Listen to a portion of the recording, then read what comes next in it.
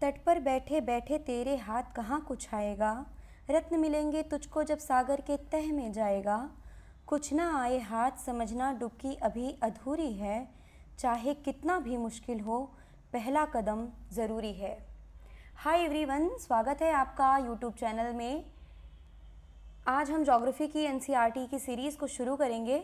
उसके पहले डॉक्टर विष्णु सक्सेना की ये जो पंक्तियाँ हैं ये मुझे बहुत ही मोटिवेशनल लगती हैं, और उसमें भी जो ये लाइन है कि चाहे कितना भी मुश्किल हो पहला कदम ज़रूरी है। एक्चुअली में जो ये पहला कदम है यही जो है, इसमें ही जो है 60% जो है वो कामयाबी यहीं से तय होती है, पहले कदम से।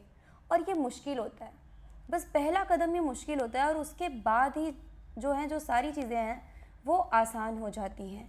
पहला कदम यानी कि जो अपना कंफर्ट जोन है उसे छोड़ करके निकल पाना।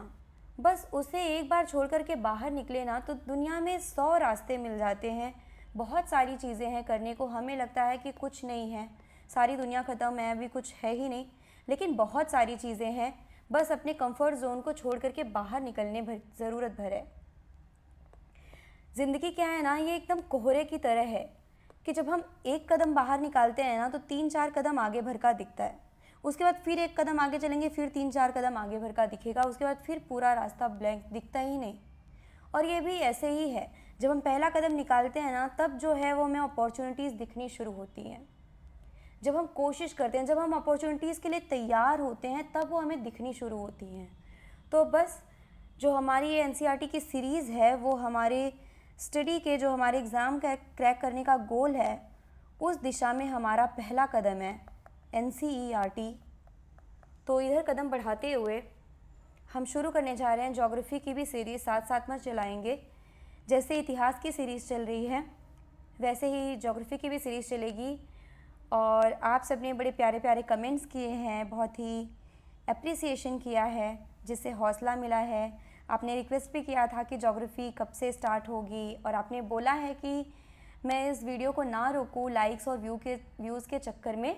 तो आप एकदम निश्चिंत रहिए, नहीं रुकेगा। अगर किसी एक बच्चे को भी मेरे वीडियो से लाभ मिल रहा है तो मैं उसके लिए भी वीडियो ज़रूर अपलोड करूँगी। एनसीईआरटी की सारी सीरीज़ कंप्लीट होगी, 6 to 12 पूरी एनसीईआरटी कंप्लीट होगी। 1-2 दिन का लेट हो सकता है, चीज़ें मैं रूटीन में ला रही हूँ। धीरे धीरे मैं कोशिश करूँगी कि 2-3 सब्जेक्ट की सीरीज़ को साथ में लेकर चलूँ, दिन भर में 2 से 3 चैप्टर हमारे कंप्लीट हो जाएँ। लेकिन नहीं रुकेगी जो सीरीज़ है अपनी, आप एकदम निश्चिंत रहें। और जो भी ये चीज़ें हैं वो हमेशा फ्री ऑफ कॉस्ट अवेलेबल भी रहेंगी। आपने इतने प्यारे प्यारे कमेंट्स किए हैं, इससे बहुत ही ज़्यादा मनोबल बढ़ता है। आप सबका थैंक यू। तो शुरू करते हैं आज की एनसीईआरटी में, देखते हैं क्या है।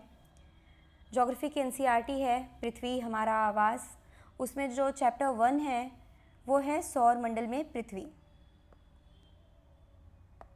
सॉरी, आप अपना ब्लैंक पेपर पेन ले लें। आज के लेक्चर में मैप की ज़रूरत तो नहीं पड़ेगी, लेकिन आगे पड़ेगी। मैप के साथ साथ एटलस की भी ज़रूरत पड़ेगी। तो कोशिश करिए कि आपके पास वर्ल्ड मैप, इंडिया का मैप रहे, और आप अच्छे से प्रैक्टिस करेंगे चीज़ों को तो आपको ज्योग्राफी बहुत अच्छे से समझ में आएगी। ज्योग्राफी के लिए मैप बहुत ज़्यादा नीडेड है, तो उसे इंश्योर करिए कि पेन पेपर साथ में लेकर के बैठिए, और जहाँ पे पॉज करने की ज़रूरत पड़े तो वीडियो को पॉज करके अच्छे से समझिए और तभी आगे बढ़िए। तो बहुत ही ध्यान से हम पढ़ेंगे। ब्लैंक पेपर और पेन ज़रूर लेकर के बैठिए, चीज़ों को नोट्स बनाते चलिए ताकि आपको रिवीजन करने में आसानी हो। शुरू करते हैं। ये सबसे पहले तो ये चित्र दे रखा है, देखते हैं, चित्र को भी समझेंगे। सौर मंडल में पृथ्वी, देखते हैं क्या बताने जा रही है आज की हमारी एनसीईआरटी। सूर्यास्त के बाद आकाश को देखना कितना अच्छा लगता है। आसमान में पहले 1 या 2 चमकते बिंदु ही दिखते हैं, लेकिन बाद में इनकी संख्या बढ़ती जाती है। आप उनकी गणना नहीं कर सकते। संपूर्ण आकाश छोटी छोटी चमकदार वस्तुओं से भर जाता है, जिनमें से कुछ चमकीले होते हैं एवं कुछ धुंधले। ऐसा प्रतीत होता है मानो आकाश में हीरे जड़े हों। इनमें से कुछ टिमटिमाते प्रतीत होते हैं, लेकिन अगर आप उनको ध्यान से देखेंगे तो आप पाएंगे कि इनमें से कुछ की टिमटिमाहट अन्य से अलग है। ये बिना किसी टिमटिमाहट के चंद्रमा के समान चमकते हैं। आप सबने आसमान तो देखा ही होगा, और ये जो कुछ भी एनसीईआरटी बता रही है आप सबने अनुभव किया ही होगा कभी ना कभी। इन चमकीली वस्तुओं के साथ आप लगभग प्रतिदिन चंद्रमा को भी देखते हैं। यह अलग अलग समय पर अलग अलग आकार तथा अलग स्थितियों में दिखाई पड़ता है। आप पूर्ण चंद्र को लगभग 1 महीने में एक बार देख सकते हैं। यह पूर्ण चंद्रमा वाली रात या पूर्णिमा होती है। कुछ टर्म्स जो ये हाईलाइटेड टर्म्स हैं, ये आपको टर्म्स बता रही है एनसीईआरटी, और आप इन्हें चाहे तो इन्हें नोट भी कर सकते हैं। पूर्णिमा, अमावस्या, अगर आपके पास बुक है तो बुक में हाईलाइट करते चलिए, जो आपको सुविधा हो। पूर्ण चंद्रमा वाली रात या पूर्णिमा होती है। 15 दिन के बाद आप इसे नहीं देख सकते। यह नए चंद्रमा की रात्रि या अमावस्या होती है। ऐसी रात में अगर आसमान साफ है तो आप आसमान का अवलोकन अच्छी तरह से कर सकते हैं। क्या आपको इस बात पर आश्चर्य नहीं होता कि हम दिन के समय चंद्रमा एवं इन छोटी चमकीली वस्तुओं को क्यों नहीं देख पाते हैं? ऐसा इसलिए है क्योंकि सूर्य के अत्यधिक तेज प्रकाश के कारण रात के समय चमकने वाली वस्तुओं को हम दिन में नहीं देख पाते हैं। सूर्य, चंद्रमा तथा वे सभी वस्तुएं जो रात के समय आसमान में चमकती हैं, खगोलीय पिंड कहलाती हैं। एक नया टर्म जो हमें मिला वो है खगोलीय पिंड। नोट कर लेंगे।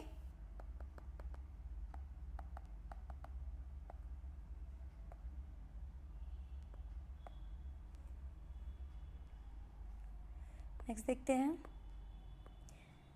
सूर्य, चंद्रमा तथा वे सभी वस्तुएं जो रात के समय आसमान में चमकती हैं, वो सब खगोलीय पिंड के अंतर्गत आती हैं। ये खगोलीय पिंड की परिभाषा है। सारे जो चमकने वाली वस्तुएं वह खगोलीय पिंड हैं। कुछ खगोलीय पिंड बड़े आकार वाले तथा गर्म होते हैं। ये गैसों से बने होते हैं। इनके पास अपनी ऊष्मा तथा प्रकाश होता है, जिसे वे बहुत बड़ी मात्रा में उत्सर्जित करते हैं। इन खगोलीय पिंडों को तारा कहते हैं। सूर्य भी एक तारा है। बहुत ध्यान से पढ़ने की ज़रूरत है कि ये जो बड़े आकार वाले जो खगोलीय पिंड हैं, और एक तो ये इनका आकार जो है वो बड़ा है, और दूसरे ये गर्म हैं, और तीसरे ये गैसों से बने हुए हैं। यानी कि बड़े आकार प्लस गर्म प्लस गैसों से निर्मित। इनके पास अपनी ऊष्मा और प्रकाश है। ये सब बहुत इंपॉर्टेंट लाइन्स हैं। इनको दूसरे से किसी से ऊर्जा या प्रकाश लेने की ज़रूरत नहीं है। इनके पास स्वयं का ऊर्जा और प्रकाश है। इन्हें नोट करते जाएं, चाहे हाईलाइट करते जाएं। अपनी ऊष्मा एवं प्रकाश है, जिसे वे बहुत बड़ी मात्रा में उत्सर्जित करते हैं। इन खगोलीय पिंडों को तारा कहते हैं। एक नया टर्म मिला आपको, तारा। और सूर्य भी एक तारा है। नेक्स्ट देखते हैं। यहाँ देख लेते हैं कुछ था। आओ कुछ करके सीखें। आपको आवश्यकता होगी एक टॉर्च, एक सादा कागज़, पेंसिल तथा एक सुई। कागज़ के मध्य में टॉर्च को इस प्रकार रखें कि उसका कांच कागज़ से सटा रहे। अब टॉर्च के कांच के चारों ओर एक वृत्त खींचें। कागज़ पर वृत्त के क्षेत्र में सुई से छोटे छोटे छेद करें। अब कागज़ के छिद्रित वृत्तीय भाग को कांच पर सामने की तरफ रखें और टॉर्च के चारों ओर कागज़ को लपेटकर रबर बैंड लगा दें। ध्यान रखें कि टॉर्च की स्विच कागज़ के बाहर रहे। अंधेरे कमरे में सादी दीवार की ओर मुंह करके इस टॉर्च को लेकर कुछ दूरी पर खड़े हो जाएं। दूसरी सभी बत्तियों को बुझा दें। अब टॉर्च की रोशनी को दीवार पर डालें। अब दीवार पर प्रकाश के अनेक छोटे बिंदुओं को देखेंगे, बिल्कुल वैसे ही जैसे रात के समय आसमान में तारे चमकते हैं। अब कमरे की सभी बत्तियों को जला दें। प्रकाश के सभी बिंदु लगभग अदृश्य हो जाएंगे। आप इसकी तुलना उस अवस्था से कर सकते हैं जब रात्रि के समय आसमान में चमकने वाले तारे सूर्योदय के बाद अदृश्य हो जाते हैं। आई होप कि आप सब ने अपने बचपन में ऐसा कुछ ना कुछ तो ज़रूर ही किया होगा। एक्सपेरिमेंट हमने भी किया है कि हम टॉर्च में जब जलाते हैं और प्रकाश निकलता है दीवार पर आकर के, तो लाइट बंद करने पर तो दिखता है बिल्कुल टिमटिमाता है, प्रकाश ऐसे जाता हुआ दिखता भी है, लेकिन जब लाइट चालू कर देते हैं तो नहीं दिखता है। सेम ऐसे ही जब सूर्य का प्रकाश बहुत बड़ी मात्रा में प्रकाश आता है तो जो तारों का छोटा छोटा प्रकाश है, टिमटिमाहट है, वो हमें नहीं दिख पाती है। नेक्स्ट देखते हैं, रात के समय चमकते हुए अनगिनत तारे सूर्य के समान ही हैं, लेकिन हमसे बहुत अधिक दूर होने के कारण हम लोग उनकी ऊष्मा या प्रकाश को महसूस नहीं कर सकते तथा वे अत्यंत छोटे दिखाई पड़ते हैं। यानी कि जो तारे हैं, जो दिख रहे हैं तारे सूर्य के अलावा, सूर्य में इतना प्रकाश है, सूर्य भी एक तारा है, सूर्य में इतना प्रकाश दिख रहा है, बाकी तारों में क्यों नहीं दिख रहा है? क्योंकि बाकी तारे जो है ना वो बहुत दूर हैं, सूर्य जो है वो बहुत पास है, तो इसका प्रकाश ज़्यादा आ रहा है हमारे पास। इनका प्रकाश जो बहुत छोटे छोटे बिंदुओं के रूप में आ रहा है दूरी के कारण। आपने अवश्य ध्यान दिया होगा कि कुछ दूरी से देखने पर सभी वस्तुएं छोटी दिखाई पड़ती हैं। अत्यधिक ऊंचाई पर उड़ रहा हवाई जहाज कितना छोटा दिखाई देता है। बिल्कुल बच्चों की तरह से ही समझना है, ये 6th क्लास के बच्चों को समझाई जा रही हैं, तो बहुत ज़्यादा ऐसी चीज़ तो नहीं है कि आपको समझ में नहीं आ रही होगी। जहाँ ज़रूरत पड़ेगी मैं वहाँ रुक के एक्सप्लेन कर दूँगी। रात्रि में आसमान की ओर देखते समय आप तारों के विभिन्न समूहों द्वारा बनाई गई विविध आकृतियों को देख सकते हैं। यानी तारों से जो हैं वो कुछ विविध आकृतियाँ भी बन रही हैं, है ना। मैं बचपन में देखती थी कि 3 तारे ऐसे लाइन में ही रहते थे और मैं हमेशा उनका लाइन मिलाती थी, फिर और 3 तारे कहाँ मिल रहे हैं, 4 तारे कहाँ मिल रहे हैं, मैं ऐसे लाइन देखती थी। कभी कभी देखती थी कि इनसे कुछ बन रहा है, कुछ आकृति बन रही है। ये सब सबने ही किया होगा। ये नक्षत्र मंडल कहलाते हैं। एक नया टर्म आपको मिला, नक्षत्र मंडल। ये सब हाईलाइट करते चलें और नोट करते चलें। ये सब आपको बार बार पढ़ना पड़ेगा और टर्म्स याद करना पड़ेगा। नक्षत्र मंडल। अर्सा मेजर या बिग बियर इस प्रकार का एक नक्षत्र मंडल है। एक आपको उदाहरण मिला है और एक नाम मिल गया है, अर्सा मेजर, या इसे इंग्लिश में बोलते हैं बिग बियर। ये नक्षत्र मंडल है। और नक्षत्र मंडल बेसिकली क्या है? ये तारों का कोई एक आकृति है, किसी एक व्यवस्था में तारे हैं तो उनसे कोई एक आकृति बन रही है जिसे हम अलग अलग नक्षत्र मंडल का नाम दे देते हैं। बहुत आसानी से पहचान में आने वाला नक्षत्र मंडल है सप्तऋषि। सप्तऋषि का नाम सुना ही होगा आपने। सप्त यानी 7, ऋषि यानी संत। यह 7 तारों का समूह है जो कि नक्षत्र मंडल अर्सा मेजर का भाग है। यानी अर्सा मेजर का एक भाग, यानी ये कुछ बड़ी आकृति है अर्सा मेजर, और इसका एक भाग है जिसमें 7 तारे हैं कुछ आकृति में, और उनको सप्तऋषि का नाम दिया गया है। अपने परिवार या पड़ोस में किसी बड़े व्यक्ति से कहिए कि वह आपको आसमान में और अधिक तारों, ग्रहों या नक्षत्र मंडलों को दिखाएं। अब यहाँ आप थोड़ा बहुत गूगल कर सकते हैं कि कुछ और नक्षत्र मंडलों के नाम आप जान सके। इसे आप होमवर्क में ले सकते हैं, थोड़ा सा गूगल करके देख सकते हैं। बाकी एनसीईआरटी आपको खुद ही चीज़ें आगे बताती भी चलेगी। प्राचीन समय में लोग रात्रि में दिशा का निर्धारण तारों की सहायता से करते थे। अब देखिए कि प्राचीन समय में लोग तारों का यूज़ करते थे दिशा निर्धारण करने में। उत्तरी तारा उत्तरी दिशा को बताता है। इसे ध्रुव तारा भी कहते हैं। एक नया टर्म मिला, ध्रुव तारा। सुना ही होगा आपने कि ये हमेशा एक ही स्थान पर रहता है, चमकता रहता है। यह आसमान में हमेशा एक ही स्थान पर रहता है। हम सप्तऋषि की सहायता से ध्रुव तारे की स्थिति को जान सकते हैं। चित्र 1.1 में आप देखेंगे कि यदि सप्तऋषि मंडल के संकेतक तारे को आपस में मिलाते हुए एक काल्पनिक रेखा खींची जाए एवं उसे आगे की ओर बढ़ाया जाए तो वह ध्रुव तारे की ओर इंगित करेगी। देखते हैं चित्र में, ये जो है ये है सप्तऋषि। इसमें भी ये जो 2 तारे हैं ये संकेतक तारे हैं, और इनको मिलाते हुए जो लाइन जा रही है इस तारे के पास, ये है यहाँ पे ध्रुव तारा। आप लोग भी देखने की कोशिश करिएगा रात को।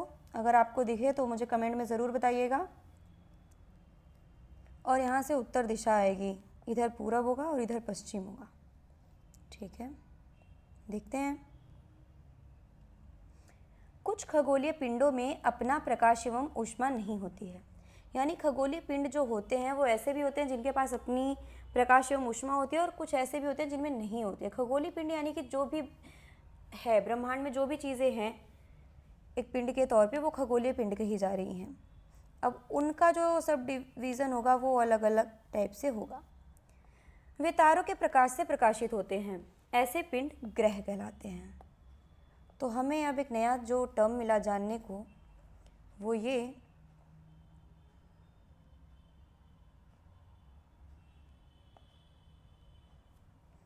है ग्रह। और हमें पृथ्वी को ही पढ़ना है। पृथ्वी एक ग्रह है, तो धीरे धीरे अब ग्रहों की बात चालू हो रही है, इनको ध्यान से देखते चलेंगे। ग्रह, जिसे अंग्रेजी में प्लैनेट कहते हैं, ग्रीक भाषा के प्लेनेटाई शब्द से बना है, जिसका अर्थ होता है परिभ्रमक, अर्थात चारों ओर घूमने वाले। पृथ्वी, जिस पर हम रहते हैं, एक ग्रह है। यानी जो प्लेनेटाई शब्द है, एक्चुअली जो प्लैनेट शब्द है, इसका मतलब है कि जो परिभ्रमक, घूमने वाला। और आप देखेंगे कि ग्रह जो हैं वो एक तो अपने अक्ष पे भी गोल गोल घूमते हैं और वो पूरा ऐसे भी घूमते रहते हैं। यह अपना संपूर्ण प्रकाश एवं ऊष्मा सूर्य से प्राप्त करती है। पृथ्वी की बात चल रही है। एग्जाम्पल के तौर पर, जो पृथ्वी के सबसे नज़दीक का तारा, यहाँ आप ये मत समझ लीजिएगा जो सारे ग्रह हैं वो सब सूर्य से ही ऊष्मा प्राप्त करते हैं, नहीं। बहुत सारे ग्रह हैं अपने ब्रह्मांड में। अपने सौर मंडल के जो ग्रह हैं वो सूर्य से ऊष्मा प्राप्त करेंगे, बाकी जिनके अलग तारे होंगे वो अपने तारों से प्राप्त करेंगे। पृथ्वी को बहुत अधिक दूरी से, जैसे चंद्रमा से देखने पर, यह चंद्रमा की तरह चमकती हुई प्रतीत होगी। ये सब जो लाइनें हैं ना, ये सब यूपीएससी में क्वेश्चन बन जाती हैं और हमें लगता है कि ये कहाँ से आ गया, और ये 6th क्लास की चीज़ें हैं। चंद्रमा से देखने पर ये चंद्रमा की तरह चमकती हुई प्रतीत होगी, पर ये चमक क्या पृथ्वी की खुद की अपनी है? नहीं, ये सूरज के प्रकाश से चमकेगी। यहाँ पे हमें चित्र दिया गया है, आप अपने मोबाइल को रोटेट करके इस चित्र को देख सकते हैं। यहाँ पर सूर्य है। बेसिकली ये चार्ट है, इसको आप स्क्रीनशॉट ले सकते हैं और अभी चैप्टर कंप्लीट करने के बाद इसे देखने को नीड होगी, इसे देखने की, तो आप इसे स्क्रीनशॉट ले लें अच्छे से अपना मोबाइल रोटेट करके, या फिर गूगल से भी डाउनलोड कर सकते हैं। ये चैप्टर कंप्लीट करने के बाद ही हमें इस चार्ट की नीड होगी, देखना होगा हमें। आगे चलते हैं। आसमान में दिखने वाला चंद्रमा एक उपग्रह है। अब एक नया चीज़ आया, अभी तो हमने ग्रह जाना, अब आ गया है जो वो है उपग्रह। चंद्रमा जो है वो एक उपग्रह है। यह हमारी पृथ्वी का सहचर है तथा इसके चारों ओर चक्कर लगाता है। हमारी पृथ्वी के समान 7 अन्य ग्रह हैं जो सूर्य से प्रकाश एवं ऊष्मा प्राप्त करते हैं। उनमें से कुछ के पास अपने चंद्रमा भी हैं, जैसे पृथ्वी के पास है। यानी कि एक तो अपने ग्रह पढ़ लिया, दूसरा जो टर्म है वो है उपग्रह। ये क्या चीज़ है? ये ग्रह का चक्कर लगा रहा है। ग्रह तो जो हैं वो तारों का चक्कर लगा रहे हैं, लेकिन जो उपग्रह है ना, वो ग्रहों का चक्कर लगा रहे हैं। आगे बातें खुद ही अपने आप स्पष्ट होंगी। सौरमंडल, सूर्य, 8 ग्रह, उपग्रह तथा कुछ अन्य खगोलीय पिंड जैसे क्षुद्र ग्रह एवं उल्का पिंड मिलकर सौरमंडल का निर्माण करते हैं। उसे हम सौर परिवार का नाम देते हैं, जिसका मुखिया सूर्य है। अब आप देखिए कि सौरमंडल में क्या क्या चीज़ें आ रही हैं। सौरमंडल में तो सूर्य आ रहा है, 8 ग्रह आपके आ जा रहे हैं, उपग्रह आ जा रहे हैं, कुछ अन्य खगोलीय पिंड आ रहे हैं जैसे कि क्षुद्र ग्रह एवं उल्का पिंड। क्षुद्र ग्रह क्या है, उल्का पिंड क्या है, इन सबको भी एनसीईआरटी आपको बताएगी, आप धैर्य बनाए रहें। सबसे पहले तो आप नोट में अपने लिख लीजिए कि सौरमंडल है। सौरमंडल के अंतर्गत सिर्फ यानी कि सिर्फ सूर्य और ग्रह ही नहीं है, और चीज़ें भी हैं। सूर्य हैं, ग्रह हैं, उपग्रह हैं और क्षुद्र ग्रह हैं, प्लस उल्का पिंड है। तो ये सारी चीज़ें जो है हमारे सौरमंडल में आ रही हैं। सूर्य सौरमंडल के केंद्र में स्थित है, इसे मुखिया बोला गया है, और ये बीच में है, सेंटर में। यह बहुत बड़ा है एवं अत्यधिक गर्म गैसों से बना है। इसका खिंचाव बल इसे सौरमंडल को बांधे रखता है। सूर्य सौरमंडल के लिए प्रकाश एवं ऊष्मा का एकमात्र स्रोत है, लेकिन हम इसकी अत्यधिक तेज ऊष्मा को महसूस नहीं करते हैं, क्योंकि सबसे नज़दीक का तारा होने के बावजूद यह हमसे बहुत दूर है। सूर्य पृथ्वी से लगभग 15 करोड़ किलोमीटर दूर है। आप समझ पा रहे हो कि कितनी दूर है, और फिर हमें इतना प्रकाश और इतनी ऊष्मा प्राप्त हो रही है। तो बेसिकली आपने सुना होगा कि सूर्य जो है वो आग का गोला है। तो कितना आग होगी जो हमें यहाँ तक दिख रही है, और इतनी गर्मी और इतनी प्रकाश की प्राप्ति हो रही है। और आपको ये भी पता चला कि ये जो है ये एकमात्र स्रोत है अपने सौरमंडल का ऊष्मा और प्रकाश का। किसी भी ग्रह के पास अपना प्रकाश और अपनी ऊष्मा नहीं है। ये सब सूर्य से ही संभव है। और यही कारण भी है कि जो हमारे कल्चर्स में सूर्य की जो पूजा होती है, क्योंकि सूर्य जो है वो ऊर्जा का स्रोत है। पूरा जो सृष्टि है जो वो चलायमान है, पूरी पृथ्वी जो है वो सूर्य के बदौलत ही चलायमान है। इसीलिए सूर्य की पूजा की जाती है। क्या आप जानते हैं पौराणिक रोमन कहानियों में सोल सूर्य देवता को कहा जाता है।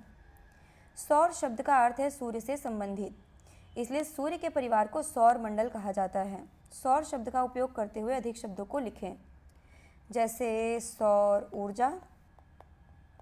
और भी ऐसे शब्द होंगे, अगर आपको याद आ रहे होंगे तो कमेंट सेक्शन में लिखिए कि सौर से रिलेटेड और कौन कौन से शब्द हो सकते हैं। मैंने एक शब्द दे दिया आपको, सौर ऊर्जा।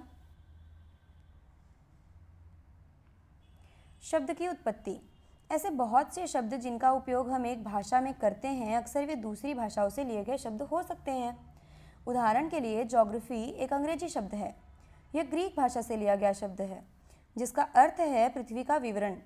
यह दो ग्रीक शब्दों से मिलकर बना है, जिसमें जी शब्द का अर्थ है पृथ्वी एवं ग्राफिया शब्द का अर्थ है लिखना। आइए पृथ्वी के संबंध में अधिक जानें। यानी कि ज्योग्राफी यानी कि पृथ्वी के संबंध में कुछ लिखा जा रहा है। जियो यानी कि पृथ्वी। जियोलॉजी का मतलब पृथ्वी का अध्ययन, लॉजी का मतलब अध्ययन। मेट्री यानी कि मापन, पृथ्वी का मापन। जियोमेट्री यानी पृथ्वी का मापन। और ऑइड मतलब कि आकार होता है, तो जियोइड यानी कि पृथ्वी के आकार के अनुरूप। ग्रह। हमारे सौर मंडल में 8 ग्रह हैं। सूर्य से दूरी के अनुसार वे हैं बुध, शुक्र, पृथ्वी, मंगल, बृहस्पति, शनि, यूरेनस तथा नेपच्यून। ये आपको जो है ये सीक्वेंस आपको याद होना चाहिए। सीक्वेंस याद रहेगा तो आपको ये पता चलेगा कि पहले कौन है, बाद में कौन है। ये सब क्वेश्चन में आते हैं, वनडे एग्जाम में इनसे क्वेश्चन बनता है, तो इन्हें आप नोट कर लें इसी तरीके से जैसे आपको चाहे ट्रिक से याद हो। ट्रिक यहाँ पे दी गई है कि सूर्य से उनकी दूरी के अनुसार अंग्रेजी में ग्रहों के नाम याद रखने का आसान तरीका है। आपको जैसे याद हो, मुझे ऐसे ही याद है बुध, शुक्र, पृथ्वी, मंगल, बृहस्पति, शनि, यूरेनस और नेपच्यून, अरुण और वरुण। तो आपको जैसे भी याद हो, इन्हें याद रखना तो ज़रूरी है। क्या आप जानते हैं रात में आसमान को देखकर मनुष्य हमेशा से मोहित हुआ है। खगोलीय पिंडों एवं उनकी गति के संबंध में अध्ययन करने वालों को खगोल शास्त्री कहते हैं। आपने देखा था इतिहास की एनसीईआरटी में पुरातत्व का अध्ययन करने वालों को क्या कहते थे? पुरातत्वविद। विद यानी कि विद्वान। लेकिन यहाँ खगोलीय अध्ययन करने वालों को हम बोलते हैं खगोल शास्त्री। यहाँ शास्त्री वर्ड का यूज़ हुआ है। ये भी एक्चुअली विशेषज्ञ हैं, ये विद्वान ही हैं। अलग अलग शब्द जो जहाँ पे सूट करता है और जो प्रचलन में हो जाता है उसे हम यूज़ करते हुए चले जाते हैं। आर्यभट्ट प्राचीन भारत के प्रसिद्ध खगोल शास्त्री थे। उन्होंने कहा था कि सभी ग्रह तथा चंद्रमा परावर्तित सूर्य प्रकाश के कारण चमकते हैं। आज विश्व के सभी भागों में खगोलविद ब्रह्मांड के रहस्यों को खोजने में लगे हैं। आपने यहाँ एक जन का नाम जान लिया, आर्यभट्ट, और ये बहुत महत्वपूर्ण नाम है। हमारे जो सैटेलाइट बनते हैं वो आर्यभट्ट के नाम से बना हुआ है। और अगर आप गूगल करना ही चाहते हैं तो इन सब नामों को गूगल करें, आर्यभट्ट के बारे में जानें। इन्होंने बुक्स कुछ लिखी है, उन बुक्स को कमेंट सेक्शन में लिखें। ये आप होमवर्क कर सकते हैं कि आर्यभट्ट के बारे में जो भी जानकारी हो सकती है, इन्होंने क्या क्या चीज़ें ढूंढ ली थी। अब इतने सालों पहले प्राचीन काल में इन्होंने बता दिया था कि ये जो सारे ग्रह हैं वो अपने प्रकाश से नहीं, सूर्य के प्रकाश से चमक रहे हैं। और बहुत सारी चीज़ें इन्होंने बताई हुई हैं। इनकी बुक्स हैं, इनकी बुक का नाम और इनकी जो भी उपलब्धियाँ जो आप सर्च कर सकते हैं, इसलिए आप सर्च करके कमेंट सेक्शन में ज़रूर लिखें। सौरमंडल के सभी 8 ग्रह एक निश्चित पथ पर सूर्य का चक्कर लगाते हैं। ये रास्ते दीर्घवृत्ताकार में फैले हुए हैं, यानी कि जो एक निश्चित है, निश्चित पथ पर है। चक्कर लगा रहे हैं। एक एक जो शब्द एक एक वाक्य है, बहुत ध्यान से पढ़ना है, ये कक्षा कहलाते हैं। यानी कि ये जो सूर्य है, मान लीजिए कि ये हो गया सूर्य हमारा, बनाना नहीं आता मुझे, ये है हमारा सूर्य। इसका जो है ये गोल नहीं है, इधर की कक्षा, इधर सारे ग्रहों की जो है कक्षा है। आप चार्ट भी देखेंगे अगर आपने स्क्रीनशॉट लिया होगा, सबकी कक्षा बनी हुई है और ये कक्षा निश्चित है। ये नहीं है कि आज यहाँ से चले आए फिर कल वहाँ से जाना है, कल परसों यहाँ से, ऐसे नहीं है। ये निश्चित कक्षा है और ये दीर्घवृत्ताकार कक्षा है, ये गोल नहीं है। जो भी ग्रह है वो अपनी एक निश्चित कक्षा में ही वो यहाँ से यहाँ तक पूरा जाएगा। बुध सूर्य के सबसे नज़दीक है। आप चार्ट देखेंगे, अपनी कक्षा में सूर्य के चारों ओर एक चक्कर लगाने में इसे केवल 88 दिन लगते हैं। सूर्य को पृथ्वी का जुड़वा ग्रह माना जाता है क्योंकि इसका आकार एक आकृति लगभग पृथ्वी के ही समान है। शुक्र को पृथ्वी का जुड़वा ग्रह माना जाता है। ये सब क्वेश्चन बन चुके हैं कि पृथ्वी की जो सिस्टर प्लैनेट है, सिस्टर प्लैनेट बोलते हैं एक्चुअली इसको इंग्लिश में, जुड़वा ग्रह, वो कौन है? वो शुक्र है। अभी तक प्लूटो भी एक ग्रह माना जाता था, परंतु अंतर्राष्ट्रीय खगोलीय संगठन ने अपनी बैठक में यानी अगस्त 2006 में यह निर्णय लिया कि कुछ समय पहले खोजे गए अन्य खगोलीय पिंड सिरस, एक तो ये UB313 2003 सिरस तथा प्लूटो बौने ग्रह कहे जा सकते हैं। अब ये बौने ग्रह, एक नया टर्म आपको आ गया, बौने ग्रह। ये सब आपको NCERT बताएगी, बहुत ज़्यादा परेशान होने की ज़रूरत नहीं है और हर चीज़ को गूगल करने की भी ज़रूरत नहीं है। NCERT आपको सही समय पर बता देगी। सिर्फ NCERT जितना बता रही है उतना जानते हुए चलिए। चार्ट को अगर आप देखना चाहें तो आप देखेंगे कि ये सूर्य है और ये सबकी जो कक्षा है, ये जो है ये कक्षा है और ये दीर्घवृत्ताकार कक्षा है, ये पूरी गोल कक्षा नहीं और सबकी एक निश्चित कक्षा है। यहाँ पे बुध, ये बुध है और बुध को आप देखेंगे कि सूर्य के चारों ओर एक परिक्रमण में 88 दिन लग रहे हैं। शुक्र को 255 दिन, पृथ्वी को 365 दिन और अपने अक्ष पर एक दिन लग रहे हैं। तो ये सब आपको जो है ये पढ़ लेना है कि कितने कितने दिन लग रहे हैं। इस चार्ट को आपको अच्छे से रिवाइज कर लेना है। ये आपको याद होना चाहिए कि किसको कितने दिन लगते हैं अपने अक्ष पर घूमने को और किसको कितने दिन लगते हैं सूर्य का चक्कर लगाने में। एक्चुअली कि ये बॉल है, अगर कोई बॉल को आप घुमाएं वो अपनी जगह में भी, बॉल भी गोल घूम रही है, खुद भी गोल घूम रही है और वो एक चक्कर भी लगा रही है, यानी कि खुद गोल गोल घूमते घूमते घूमते घूमते यहाँ ये पूरा चक्कर भी लगा रही है। तो दो चक्कर हो रहे हैं, एक तो खुद का हो रहा है, अपने अक्ष पर घूर्णन हो रहा है और एक तो जो है वो परिक्रमण हो रहा है। तो ये दो चीज़ें हैं, धीरे धीरे आप जान जाएंगे। आगे बढ़ते हैं, पृथ्वी के बारे में बात करते हैं। सूर्य से दूरी के हिसाब से पृथ्वी तीसरा ग्रह है। दूरी के हिसाब से तो तीसरा है, आकार में यह पांचवा सबसे बड़ा ग्रह है। यह ध्रुवों के पास थोड़ी चपटी है, यही कारण है कि इसके आकार को भू आभ कहते हैं।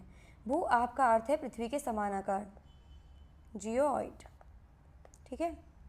भू आभ, क्योंकि जो पृथ्वी है वो पूरी गोल नहीं है, यहाँ पे ऐसी थोड़ी चपटी है, यानी कि यहाँ पे ऐसी चपटी, यहाँ पे ऐसी चपटी और फिर ऐसे गोल है।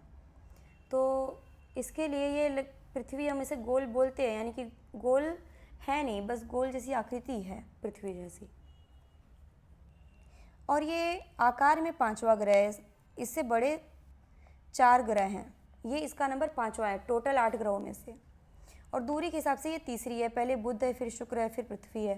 ये आपको चार्ट पूरा याद कर लेना है। जीवन के लिए अनुकूल परिस्थितियाँ संभवतः केवल पृथ्वी पर ही पाई जाती हैं, संभवतः। इस भाषा को आप ध्यान में रखें कि NCERT कभी भी दावा नहीं कर रही है, क्योंकि अभी तक खोजा नहीं जा सका है। क्या पता खोज लिया 2-4 ग्रह और पृथ्वी जैसे निकल गए, तो दावा नहीं कर सकते। संभवतः अभी तक जो है वो केवल पृथ्वी ही ऐसी है। पृथ्वी न तो अधिक गर्म है और न ही अधिक ठंडी। यहाँ पानी एवं वायु उपस्थित है जो हमारे जीवन के लिए आवश्यक है। वायु में जीवन के लिए आवश्यक गैसें जैसे ऑक्सीजन मौजूद है। इन्हीं कारणों से पृथ्वी सौरमंडल का सबसे अद्भुत ग्रह है। तो पृथ्वी की कुछ कुछ विशेषताएं आपको पता चली। अंतरिक्ष देखने पर पृथ्वी नीले रंग की दिखाई पड़ती है, क्योंकि इसकी 2/3 सतह पानी से ढकी हुई है, इसलिए इसे नीला ग्रह कहा जाता है। तो एक क्लास 6 के बच्चे से ये उम्मीद की जाती है कि अपनी पृथ्वी के बारे में इतनी विशेषताएं उसे मालूम हो कि उसका आकार कैसा है, वो ध्रुवों के पास चपटी है और यहाँ ध्रुव हैं, ये सिरा और ये सिरा ध्रुव है, चपटी है, आकार में 5वीं सबसे बड़ी ग्रह है, दूरी के हिसाब से तीसरी ग्रह है, ये ना तो अधिक गर्म है ना अधिक ठंडी है, यहाँ पे पानी और वायु है, वायु में भी कुछ गैसें हैं जो आवश्यक गैसें हैं जैसे कि ऑक्सीजन, जिनसे हमारा जीवन चलता है, और इसलिए इसे अद्भुत ग्रह कहा जाता है। दूर से देखने पर, अंतरिक्ष से देखने पर ये नीले रंग की दिखेगी क्योंकि 2/3 भाग पानी है, यानी कि 1 भाग ही ज़मीन है, बाकी 2 भाग तो पानी है। क्या आप जानते हैं प्रकाश की गति लगभग 3 लाख किमी प्रति सेकंड है। इस गति के बावजूद सूर्य के प्रकाश को पृथ्वी तक पहुंचने में लगभग 8 मिनट का समय लगता है। आप सोचिए कि पृथ्वी से सूर्य की दूरी कितनी बताई, 15 करोड़ है ना, यही बताइए, 15 करोड़ किलोमीटर। और प्रकाश की गति प्रति सेकंड, 1 सेकंड में जो है वो 3 लाख प्रति किमी, 1 सेकंड में 3 लाख किमी चल रही है, और तब जाके ये दूरी कंप्लीट करने में उसको 8 मिनट लग रहा है, इतना दूर है। रोचक तथ्य, नील आर्मस्ट्रांग पहले व्यक्ति थे जिन्होंने 20 जुलाई 1969 को सबसे पहले चंद्रमा की सतह पर कदम रखा। मालूम करो कि क्या कोई भारतीय चंद्रमा पर गया है, यह आपको मालूम करना चाहिए। अब इसकी जानकारी आपके पास, तो अब किसी को पूछने की भी ज़रूरत नहीं है, आपके पास तो गूगल है। तो जो अगर एनसीईआरटी आपको सर्च करने बोल रही है तो ज़रूर सर्च करिए, और जो भी आपको नाम मिले चंद्रमा पर गए हुए जो अपने भारतीय हैं, बहुत ही फेमस हैं, उनका नाम जो है आप कमेंट सेक्शन में लिखिए, और नहीं लिखिए तो कम से कम अपने नोट्स में तो ज़रूर ही लिखिए, क्योंकि मेन चीज़ है कि आपको आना चाहिए। उपग्रह एक खगोलीय पिंड है जो ग्रहों के चारों ओर उसी प्रकार चक्कर लगाता है जिस प्रकार ग्रह सूर्य के चारों ओर चक्कर लगाते हैं। उपग्रह की परिभाषा आपने देख ली। एनसीईआरटी हर एक टर्म जो वो जिसका उपयोग करेगी उसे आपको एक्सप्लेन ज़रूर करेगी आगे चल तक। मानव निर्मित उपग्रह एक कृत्रिम पिंड है। यह वैज्ञानिकों द्वारा बनाया गया है जिसका उपयोग ब्रह्मांड के बारे में जानकारी प्राप्त करने एवं पृथ्वी पर संचार माध्यम के लिए किया जाता है। इसे रॉकेट के द्वारा अंतरिक्ष में भेजा जाता है एवं पृथ्वी की कक्षा में स्थापित कर दिया जाता है। अंतरिक्ष में उपस्थित कुछ भारतीय उपग्रह इनसेट, IRS, एडुसैट इत्यादि हैं।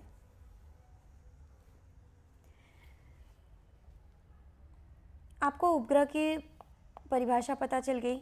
अगर आपको ज़रा भी हेक्टिक लग रहा है, ऐसा लग रहा है कि बहुत इन्फॉर्मेशन हो रही है, तो उसे रुक करके वहाँ बार बार पढ़िए, पर जब तक पूरा नॉलेज क्लियर ना हो जाए, आपको पूरा बाय हार्ट ना हो जाए, तब तक उसे पढ़िए ज़रूर। मानव निर्मित उपग्रह यानी जो सैटेलाइट है, जो वैज्ञानिक बनाते हैं, वो कृत्रिम पिंड हैं, और इन किस लिए बनाए जाते हैं, ये जानकारी प्राप्त करने के लिए और दूसरा संचार के लिए बनाए जाते हैं, और इन्हें रॉकेट के द्वारा अंतरिक्ष में भेजा जाता है।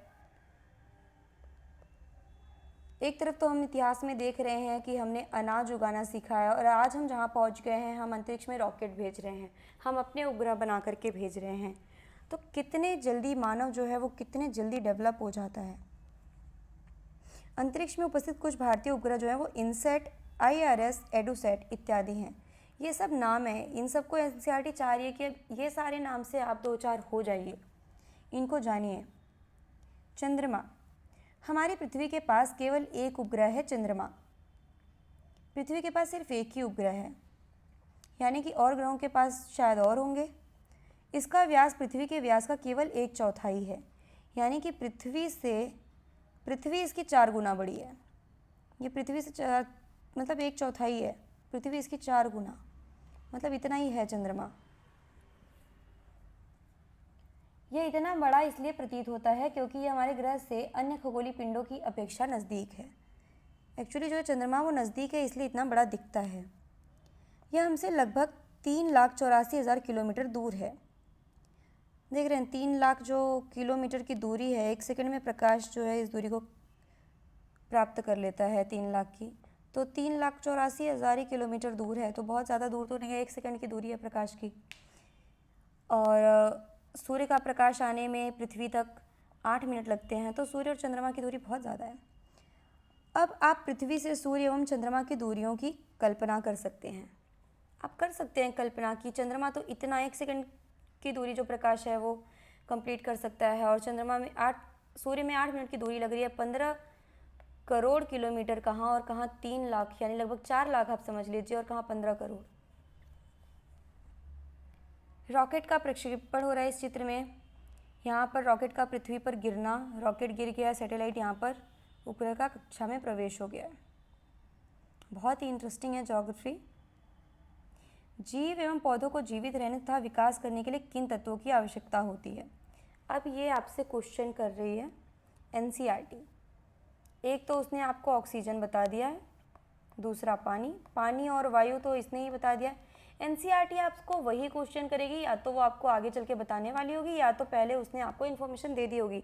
आपको ये नहीं है कि एनसीईआरटी अगर एनसीईआरटी ने कोई क्वेश्चन पूछ लिया तो आप कुछ भी रैंडम जवाब दे रहे हैं, नहीं। अगर आपको जवाब नहीं समझ में आया तो फिर से पीछे जाइए। यहाँ पर देखिए, यहाँ पे ये बता रही है कि अनुकूल परिस्थितियाँ हैं जीवन के लिए, और संभवतः केवल पृथ्वी पर क्या परिस्थितियाँ हैं, क्योंकि यहाँ पे न ज़्यादा गर्मी है न ज़्यादा ठंडी है, पानी और वायु है, और वायु में भी जो गैस है वो ऑक्सीजन गैस। ये जो न अधिक ठंडी न अधिक गर्म, पानी एवं वायु, यहाँ पे ऑक्सीजन, ये सब आवश्यक चीज़ें हैं। बस एनसीईआरटी चाह रही है कि इन चीज़ों को आपने ध्यान से देखा कि नहीं, जिस बारे में हमने बात की। नहीं देखा तो फिर से ध्यान से देखिए। चंद्रमा पृथ्वी का एक चक्कर लगभग 27 दिन में पूरा करता है। लगभग इतने ही समय में यह अपने अक्ष पर एक चक्कर भी पूरा करता है। इसके परिणाम स्वरूप पृथ्वी से हमें चंद्रमा का केवल एक ही भाग दिखाई पड़ता है। तो चंद्रमा जो है वो 27 दिन में परिक्रमण पूरा कर रहा है। पृथ्वी 365 दिन में पूरी करती है। बुध ग्रह जो है वो 88 दिन में पूरा करता है। चंद्रमा 27 दिन में पूरा कर रहा है, और इतने ही दिन में वो अपने अक्ष पे भी घूम जा रहा है, और पृथ्वी के भी चारों ओर पे, ये पृथ्वी है, इसके भी चारों ओर घूम ले रहा है, और अपने पे भी अक्ष पे भी घूम ले रहा है। साथ में पृथ्वी भी घूम रही है, तो इसलिए हमें जो है वो एक ही फेस हमेशा दिखता रहता है। चंद्रमा की परिस्थितियाँ जीवन के लिए अनुकूल नहीं हैं। इसकी सतह पर पर्वत, मैदान एवं गड्ढे हैं जो चंद्रमा की सतह पर छाया बनाते हैं। पूर्णिमा के दिन चंद्रमा पर इनकी छाया को देखा जा सकता है। आपने चंद्रमा को देखा भी होगा कि कुछ कुछ जो थोड़ा सा पूरा एकदम उजला सा ब्राइट नहीं दिखता, कुछ कुछ ब्लैक दिखता रहता है, धुंधला दिखता है, तो वो वहाँ पे गड्ढे, पर्वत, पहाड़, यही सब है। ये क्षुद्र ग्रह की तस्वीर है। अभी क्षुद्र ग्रह भी देखते हैं क्या है। तारों, ग्रहों एवं उपग्रहों के अतिरिक्त असंख्य छोटे पिंड भी सूर्य के चारों ओर चक्कर लगाते हैं। इन पिंडों को क्षुद्र ग्रह कहते हैं। ये मंगल एवं बृहस्पति की कक्षाओं के बीच पाए जाते हैं। अभी हम मंगल और बृहस्पति की कक्षाएं भी देखेंगे। वैज्ञानिकों के अनुसार क्षुद्र ग्रह के ही भाग होते हैं। क्षुद्र ग्रह जो है वो ग्रह के ही भाग है, यानी कि जैसे हमारी पृथ्वी है, इसका ही कोई टुकड़ा अगर निकला हुआ है तो ये क्षुद्र ग्रह। क्षुद्र ग्रह यानी कि छोटा ग्रह। पृथ्वी बड़ा ग्रह, ये कंप्लीट है, ये इसका एक टुकड़ा है, तो ये छोटा ग्रह है, क्षुद्र ग्रह है, जो कि बहुत वर्ष पहले विस्फोट के बाद ग्रहों से टूटकर अलग हो गए हैं। ये इनसे ही निकले हुए हैं, इसलिए ये आकार में गोल भी नहीं होते हैं। ये लोग तो गोल भी होते हैं, ग्रह वगैरह। उल्का पिंड क्या है? सूर्य के चारों ओर चक्कर लगाने वाले पत्थरों के छोटे छोटे टुकड़ों को उल्का पिंड कहते हैं। कभी कभी ये उल्का पिंड पृथ्वी के इतने नज़दीक आ जाते हैं कि इनकी प्रवृत्ति पृथ्वी पर गिरने की होती है। इस प्रक्रिया के दौरान वायु के साथ घर्षण होने के कारण ये गर्म होकर जल जाते हैं। फलस्वरूप चमकदार प्रकाश उत्पन्न होता है। कभी कभी कोई उल्का पूरी तरह जले बिना पृथ्वी पर गिरती है, जिससे धरातल पर गड्ढे बन जाते हैं। उल्का पिंड क्या है? उल्का पिंड भी पत्थर के टुकड़े हैं, पर ये ग्रह से टूटे हुए नहीं हैं। ये पत्थर के टुकड़े हैं, छोटे छोटे टुकड़े, जो शायद जुड़ नहीं पाए हैं या कहीं और से इनकी उत्पत्ति हुई है, पर ये पत्थर के छोटे टुकड़े हैं, क्षुद्र ग्रहों के जैसे ही हैं, पर ये ग्रहों के भाग नहीं हैं, और ये सूर्य के चक्कर लगा रहे हैं, और ये पृथ्वी पर गिरते हुए ग्रहों पर गिर जाते हैं। इनकी प्रवृत्ति होती है कि ये चलते चलते ये गिर जाएंगे, और गिरने पे अक्सर ये वायुमंडल में जब घर्षण होता है तो ये जल जाते हैं, और जब नहीं जलते हैं तो ये जब इतने ऊपर से गिरेंगे तो गड्ढा तो कर ही देंगे।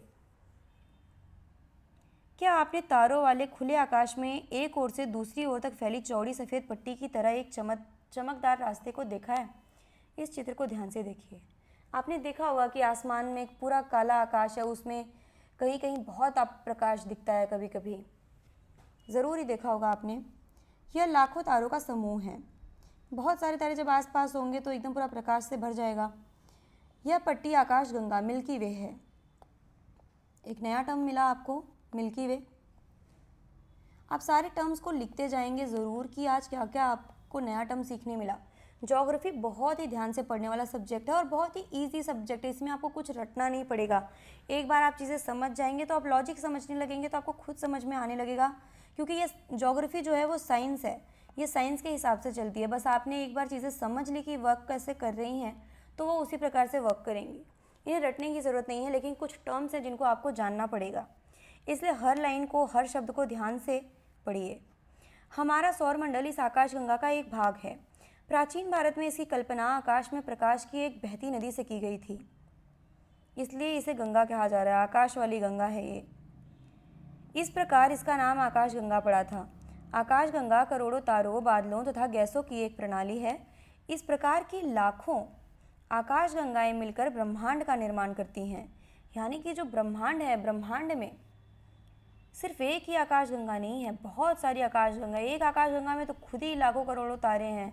उन तारों में कितने ग्रह हैं, कितने उल्कापिंड हैं, कितने क्षुद्र ग्रह हैं, उपग्रह हैं, और उसमें भी कितनी सारी आकाशगंगाएं भी बहुत है। तो ब्रह्मांड की तो था ही लगाना मुश्किल है। ब्रह्मांड की विशालता की कल्पना करना अत्यधिक कठिन है। वैज्ञानिक अभी भी इसके बारे में अधिक से अधिक जानकारी एकत्र करने में जुटे हुए हैं। इसके आकार के संबंध में हमें कोई जानकारी नहीं है, लेकिन फिर भी हम जानते हैं कि हम सभी इसी ब्रह्मांड का हिस्सा हैं। अब ब्रह्मांड का पूरा आकार देखें कैसे, जब ब्रह्मांड के बाहर निकलेंगे तब तो देख पाएंगे। हम पृथ्वी से बाहर जब चंद्रमा पे जाते हैं तब तो पृथ्वी को देख पाते हैं। पृथ्वी पर हैं तब तो हम चंद्रमा को देख पाते हैं कि गोल आकार है, कि आज ऐसा आकार है, कि आज आधा है, कैसा है। हम आकार तभी तो देख पाएंगे जब हम उस आकार से स्वतंत्र होंगे। जब हम ब्रह्मांड का हिस्सा हैं, उसमें ही हैं, तो हम ब्रह्मांड को देख कैसे सकते हैं। क्या आप ब्रह्मांड के साथ अपना संबंध बता सकते हैं? आप पृथ्वी पर हैं तथा पृथ्वी सौरमंडल का एक भाग है।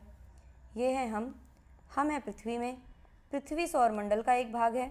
इतना सौरमंडल है जो ब्रह्मांड का हिस्सा। सौरमंडल जो है आकाशगंगा का भाग है और आकाशगंगा ब्रह्मांड का भाग है। अब ब्रह्मांड तो अत्यधिक बड़ा है, इसमें लाखों आकाशगंगाएं मौजूद हैं। हम एक आकाशगंगा में ऐसी कितनी आकाशगंगाएं हैं? हमारा स्थान तो बहुत अंदर है। अरे चैप्टर ख़त्म भी हो गया, मुझे तो इंटरेस्ट आने लगा था। आपको? निम्नलिखित प्रश्नों के उत्तर संक्षेप में दीजिए। ग्रह और तारों में क्या अंतर है? आपको पता ही होगा।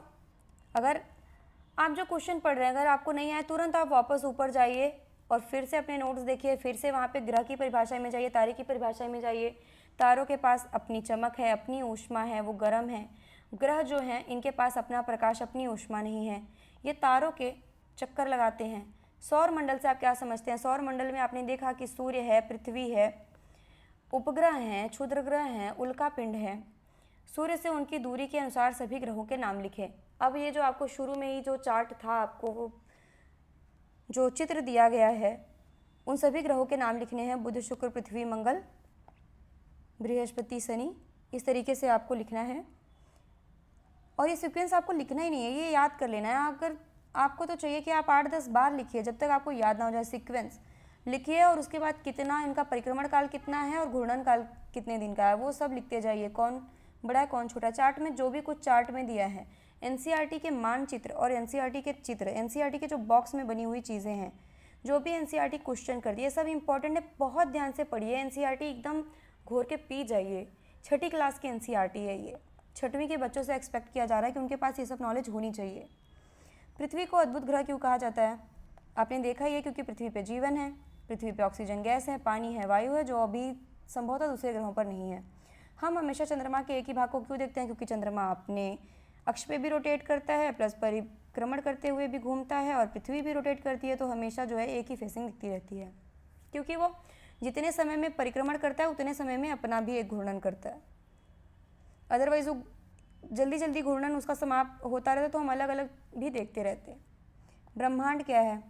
ब्रह्मांड में बहुत सारी आकाशगंगाएं हैं और आकाशगंगाओं में सौरमंडल के जैसे बहुत सारे तारामंडल हैं, उसमें बहुत सारे ग्रह हैं और उसमें हम कहीं रहते हैं। किस ग्रह की को पृथ्वी के जुड़वा ग्रह के नाम से जाना जाता है? शुक्र ग्रह। सूर्य से तीसरा सबसे नज़दीक ग्रह कौन सा है? पृथ्वी। जो भी एनसीईआरटी ने आपको नॉलेज दी है बस वही पूछ रही है। सभी ग्रह सूर्य के चारों ओर किस प्रकार के पथ पर चक्कर लगाते हैं? वृत्तीय पथ पर नहीं लगाते हैं, आयताकार पथ पर नहीं लगाते हैं, दीर्घवृत्ताकार पथ पर लगाते हैं। ध्रुव तारे से किस दिशा का ज्ञान होता है? उत्तर। क्षुद्र ग्रह की इन कक्षाओं के बीच में पाए जाते हैं मंगल एवं बृहस्पति। ये मैं अभी आपको चार्ट को भी दिखाऊंगी। खाली स्थान भरें का एक समूह जो विभिन्न प्रतिरूपों का निर्माण करता है। तारों का समूह नक्षत्र मंडल कहलाते हैं। ये आपको याद हो गया होगा। आप लिखते जाएंगे तो आपको चीज़ें जल्दी याद होंगी। 10 बार का पढ़ा और 1 बार का लिखा बराबर होता है, लेकिन लिखना है आपको अपने दिमाग से। पूरा चैप्टर कंप्लीट होने के बाद एक ब्लैंक पेपर लेकर के रफ पेज लेकर के बैठिएगा और सोचिएगा कि आज क्या क्या टर्म्स आपको, क्या क्या जानकारी आपको याद रह गई है। खुद से लिखने की कोशिश करिएगा और आपको समझ में आएगा कि लिखने में कितना एफर्ट लगता है। जब तक आपको याद होगा तभी आप लिख पाएंगे। पढ़ना अलग कला है, लिखना अलग कला है। तो एक ब्लैंक पेपर लेकर ज़रूर बैठिएगा। 5 मिनट 10 मिनट लगेगा। इसी 5-10 मिनट से ही जीवन बदलता है और उसी से हम जो है वहीं पर आलस कर जाते हैं। तो 5 मिनट लेकर के उस ब्लैंक पेपर में कोशिश करिएगा कि आपने क्या सीखा। सूर्य को सीखा, कितनी दूरी है, 15 करोड़ है, जो भी रैंडमली याद आए वो लिखते जाइए। 1 सेकंड में प्रकाश कितनी दूरी तय कर रहा है? 3 लाख। चंद्रमा कितनी दूरी पर है? 3,84,000 किलोमीटर। तो ऐसे जो भी आपको टर्म्स याद आते जा रहे हैं। जुड़वा ग्रह कौन है? बुध कितने दिन में अपना परिक्रमण पूरा कर रहा है? तो जो भी आपको टर्म्स याद आते जाएँ उन्हें आप एक ब्लैंक पेपर में कोशिश करिए कि आपको क्या क्या याद आ रहा है, फटाफट रिकॉल करने की। 5 मिनट अगर आँख बंद करके भी रिकॉल करेंगे ना तो ये बहुत दिनों तक दिमाग में बैठेगा। तारों की एक बहुत बड़ी प्रणाली को तारामंडल कहा जाता है।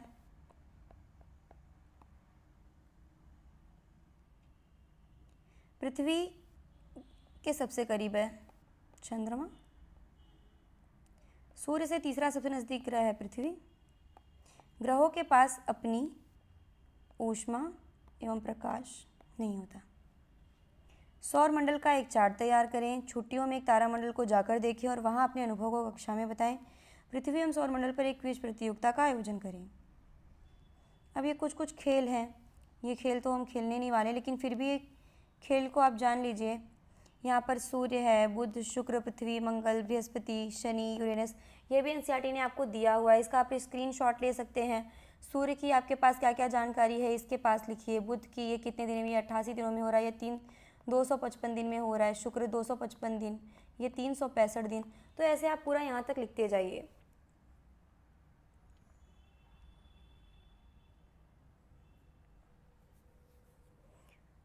चार्ट देख लेते हैं क्या बताया है एनसीईआरटी ने यहाँ पर।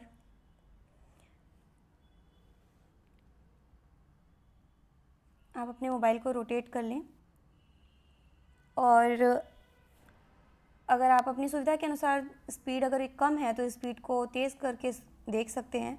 मैं आराम से पढ़ाती हूँ। यूट्यूब में ऑप्शन है, आप स्पीड को स्लो और फास्ट कर सकते हैं। ये है चार्ट। यहाँ पे है बुध, सबसे छोटा ग्रह।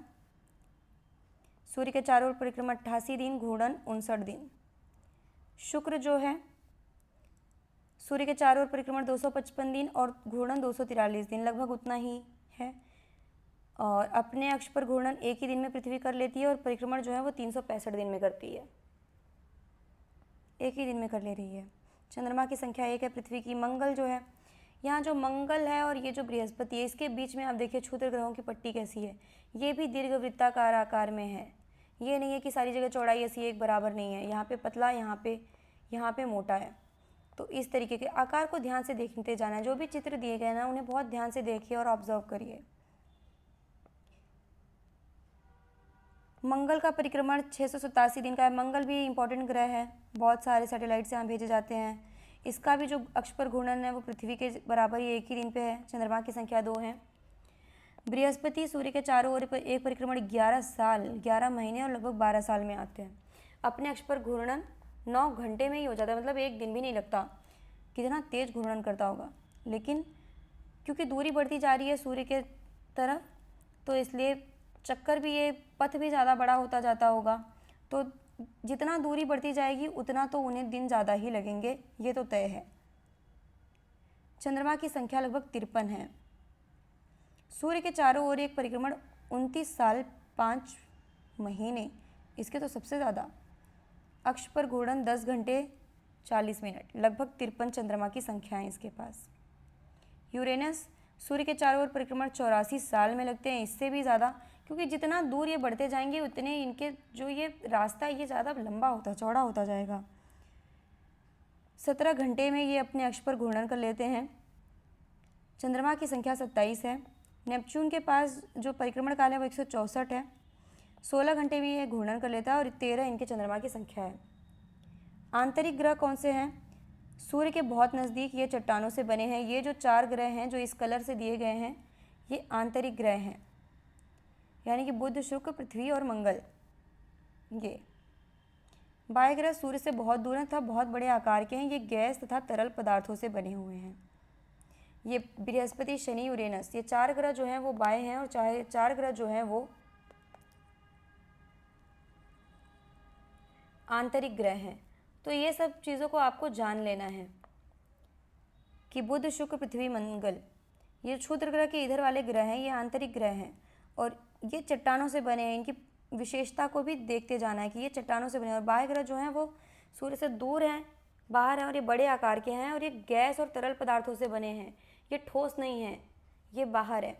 ये बृहस्पति, शनि, यूरेनस और नेपच्यून है। तो ये चार्ट ही आपको याद करना है। इसका स्क्रीनशॉट ले लीजिए, चाहे गूगल से डाउनलोड कर लीजिए और या फिर आपके पास एनसीईआरटी है तो आपने डाउनलोड किया तो एनसीईआरटी से ले लीजिए। एनसीईआरटी का जो मेरे पास ऐप है वो है ये एनसीईआरटी बुक्स एंड सॉल्यूशन। ये आपको दिख रहा होगा जस्ट मेरे एरो के नीचे, ये वाला जो ऐप है एनसीईआरटी बुक्स एंड सॉल्यूशन, मैंने इसे लिया और इसमें बहुत ही अच्छे से डाउनलोड हो जाता है, कोई भी मुश्किल नहीं आती है। ऑफलाइन बहुत अच्छे से वर्क कर रहा है। मैंने कई सारे ऐप्स लेकर के देखे थे जिसमें मुझे ये पसंद आया और मैं इससे पढ़ा रही हूँ आपको। तो आज का चैप्टर कंप्लीट है। आपको रुक करके एक ब्लैंक पेपर ले करके अपने मन से थोड़ा सा लिखिए कि आज आपने क्या क्या सीखा। ज्योग्राफी पे अगर आप सोचिए कि सिर्फ देख करके ही आप सीख लेंगे तो ये थोड़ा सा मुश्किल होगा, क्योंकि सिर्फ देखने भर से चीज़ें दिमाग से निकल जाएंगी। हमेशा एक मैप ले करके बैठिए और सौर मंडल को बनाइए और एक नोट तो करते ही जाइए कि आज आपने क्या क्या टर्म सीखा। ग्रह, उपग्रह, तारा, आर्यभट्ट के बारे में आपको गूगल करना है। सूर्य, क्षुद्र ग्रह क्या है, उल्कापिंड क्या है, इनकी दूरी क्या है, सौर मंडल में कैसे व्यवस्थित हैं, दीर्घ वृत्ताकार में कक्षाएं हैं, ध्रुव तारा की स्थिति कैसी है, नक्षत्र मंडल कैसे हैं, यहाँ सूर्य है, बुध कहाँ है, क्षुद्र ग्रह की पट्टी क्या है, किस आकार में है। ये सारी चीज़ों को आप रिवीजन ज़रूर करिए और जब हाथ से अपने प्रैक्टिस करेंगे तो ही ज्योग्राफी पढ़ना सक्सेस हो पाएगा। ठीक है, आज का लेक्चर यहीं पे कंप्लीट होता है। आप सबका बहुत बहुत धन्यवाद। अपना प्यार और अपना सहयोग इसी तरीके से बनाए रखिए। जल्दी ही आऊँगी मैं नेक्स्ट चैप्टर लेकर के। आपका बहुत बहुत धन्यवाद और बहुत बहुत आभार पूरे दिल से मुझे सपोर्ट करने के लिए। Thank you so much.